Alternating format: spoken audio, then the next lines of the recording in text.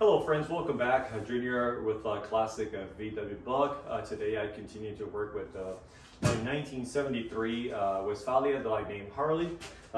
We are focusing in the rear brake system all around and the underneath chassis of the bus, trying to get it clean and things like that. So, I know this is going to be sort of like boring, but I just want to continue to have some creative contents in my channel so that you continue to see the progress on Harley, the 1973 Westfalia, and what direction we're going with it. So it's going to be just wire brushing and cleaning. I'll do a little bit of before and after so you can see that I'm not going to keep you there all the time watching me wire brushing, but things like this, tools that I use coreless drills with wheel wire brush. I use pneumatic die grinders using my compressor tank and things like that. And then obviously, every now and then I'll grab a actual hand wire brush for areas where I cannot reach with a power tool, if that makes sense. So let me go ahead and show you a little bit more of what I want to tackle. My goal today is to work maybe an hour or an hour and 30 minutes here. Saying this because a lot of times you see that we upload a video that you can watch in 15 minutes, but that's not realistic. It takes sometimes longer than that, but we try to edit the video to to keep you engaged with the video and just sort of like give you an idea on how to tackle certain jobs. That's all. All right, with that said, let's go ahead and move forward to work with this here. Okay, so in today's video, I also want to send a special and a big thank you to my cousin Tommy. He got me that brand new gripper that you see right there. My cousin got me that one for Christmas, so thank you so much, cuz I really appreciate it. So that's it right there. We're going to be using that to just, grip under it and take a look at, some of the areas that we need to tackle today. So it seems like there is some of that sound damper coating that, cars come with when they come out from the factory, or even aftermarket ones that people can buy and actually use.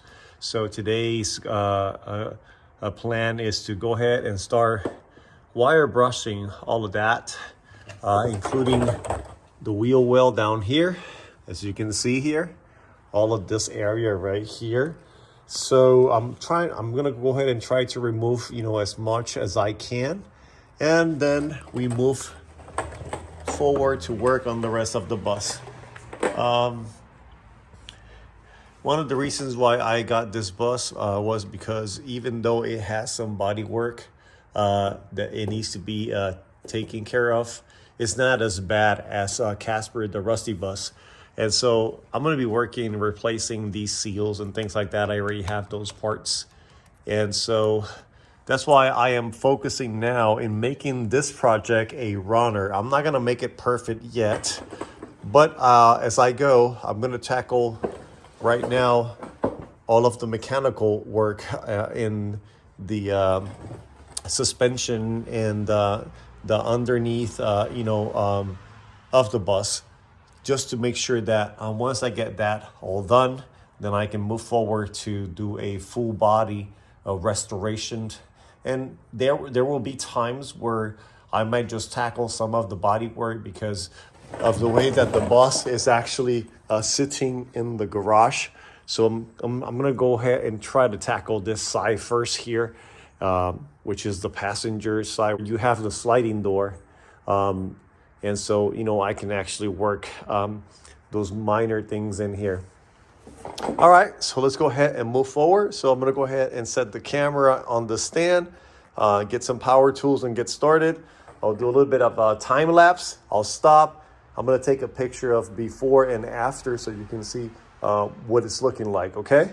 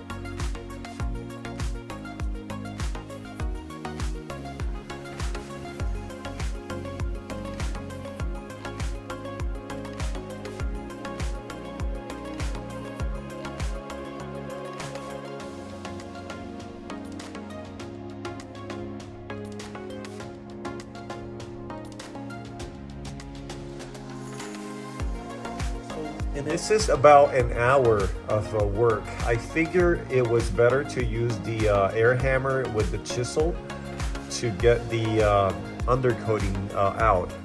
But it makes me wonder, look at this. This is the OEM metal, and that's the OEM paint. So it makes me wonder, should I really go that far into removing all of it?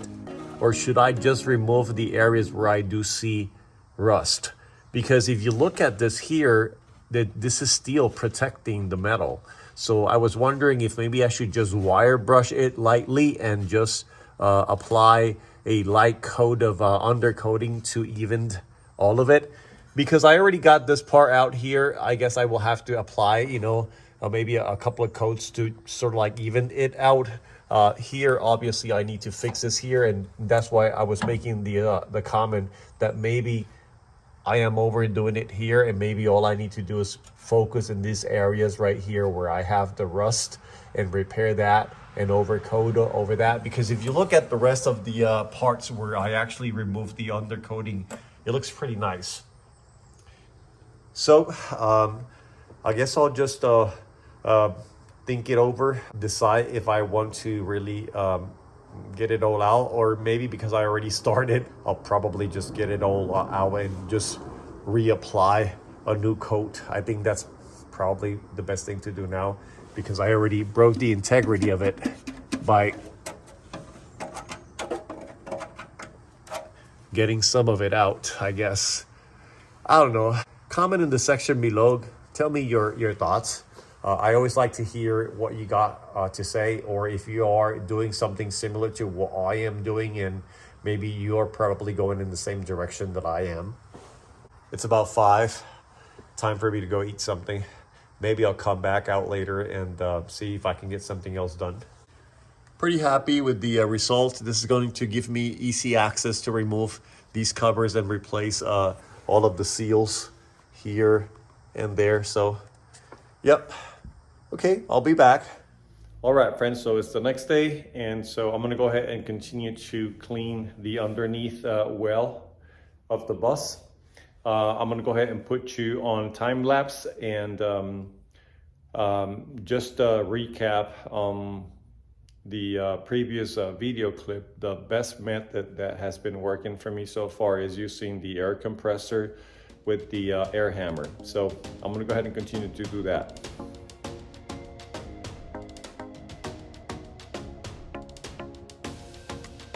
Earlier yesterday, I was asking myself, should I really remove all of the undercoating out or not? Because as I was actually removing it and it was peeling off, everything that was being exposed was looking fine.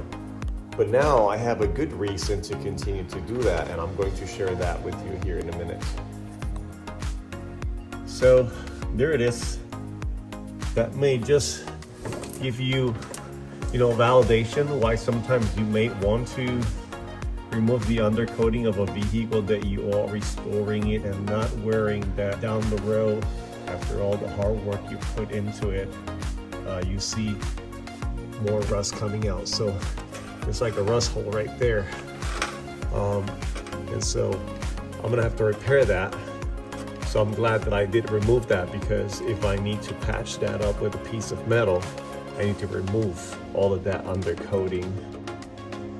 All right, so we'll continue to do that. I also now figure out something else, which is not a big deal, because I do have this whole panel to install. Now,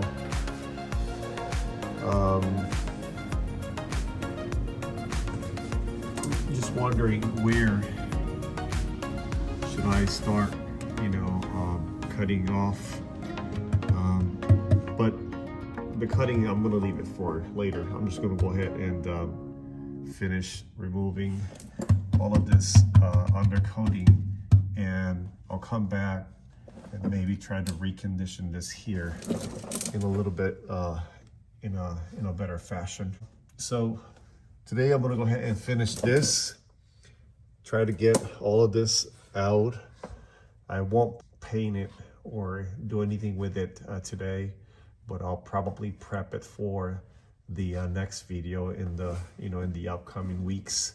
And that might even take a minute, because I think that our forecast is that not this week, but next week there's going to be a vortex coming from Canada that is going to affect us. All right, so let's go ahead and keep on with this. I'm not recording this. I just did a little time lapse. This is how much I have accomplished in a little bit of time.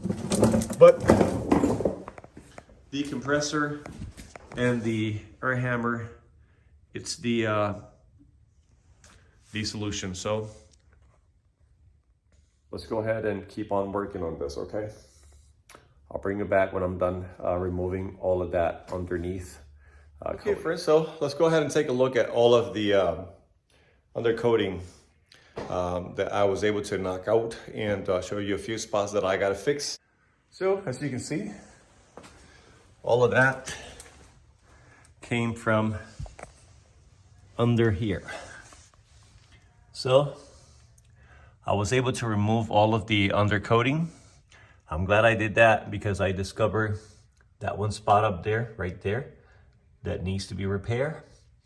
And so I think that the next thing I'm going to do is grab one of those metal brown Brillo sponges, and kind of like I do a like a wet sanding, but with a Brillo pad for metal, to get some of the excess of the residues that you see here that are left over. Honestly, it doesn't have to be that perfect, I guess, because I'm gonna go ahead and recoat that again to make it look really nice. But I think if I scuff the surface, the undercoating will adhere better to the metal, if that makes sense. So next we're gonna go ahead and sweep all of this here, put it inside that little bucket right there with the rest of the other stuff that I removed from it yesterday, and then we'll get back to it. Okay. All right. So let me go ahead and do some cleanup, and I'll bring you back. That's how much underneath coating I got out.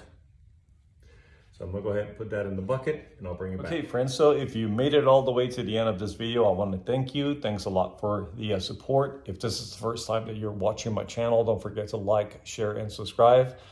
Until then, this is Junior with a classic VW Bucks. Junior out.